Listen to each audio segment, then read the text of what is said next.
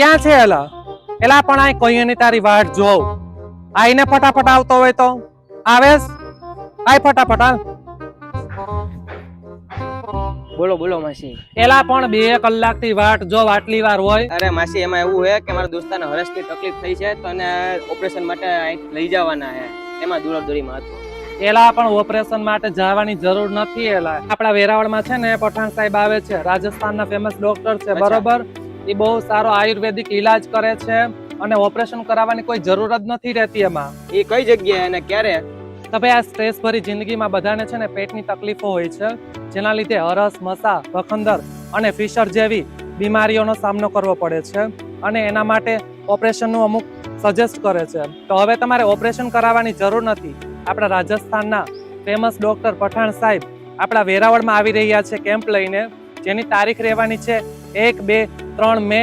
વેદ એ કે પઠાણ સાહેબને 12 વર્ષનો બહોળો અનુભવ છે, જેઓ આ કેમ્પમાં સંપૂર્ણપણે આ બધી બીમારીઓનો આયુર્વેદિક ઉપચાર કરશે.